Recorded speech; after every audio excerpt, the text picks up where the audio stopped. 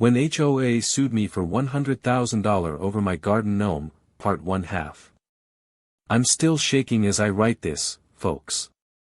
The audacity of some people knows no bounds.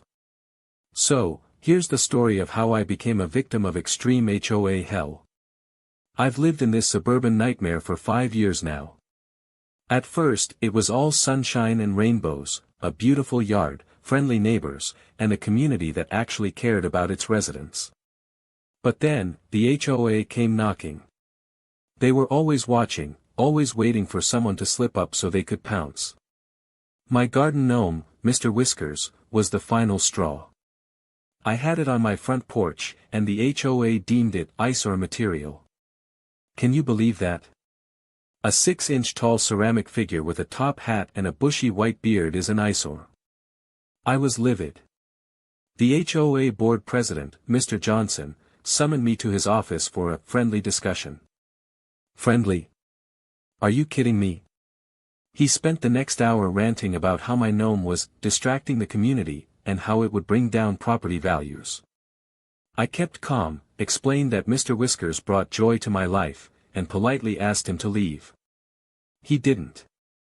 Instead, he threatened to sue me for $100,000 over breach of HOA regulations. I was stunned. Did they really think they could take me down with a lawsuit? I called my lawyer, and we started working on a countersuit. But little did I know, Mr. Johnson had one last trick up his sleeve. He presented us with a photo of the neighborhood's new garden gnome, an identical ceramic figure with a slightly different hat. Guess who bought it for $500? Yours truly. It was a trap, folks. A cleverly disguised setup to make me look like I'd broken the law. I still can't believe they tried this. But one thing is certain, Mr. Whiskers has finally found his true purpose, as a symbol of HOA bullies everywhere. Stay tuned for part 2, where justice will be served, and it's gonna be ugly.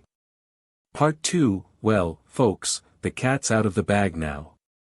My lawyer filed a countersuit against the HOA, alleging harassment, intimidation, and extortion. The evidence was damning: photos, videos, and eyewitness accounts of Mr. Johnson's shenanigans. The community rallied around me, supporting my right to display whatever I want in my own yard. The local news picked up the story, exposing the HOA's extreme tactics for all to see. Mr. Johnson and his board were held accountable. They had to pay damages and agree not to harass anyone else with their friendly discussions. It was a long and arduous fight, but I emerged victorious.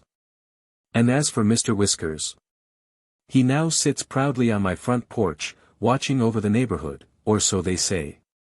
Some folks even started sending me garden gnome gifts, adorned with little notes that read, "You fought the good fight." It's been a wild ride, but I wouldn't change a thing. The HOA thought they could take me down, but Mr. Whiskers and I proved them wrong. So to all my fellow Redditors out there dealing with overzealous HOAs or bullies of any kind, don't give up hope. You have the power to fight back, and sometimes, it's all about having a good sense of humor, and a reliable lawyer.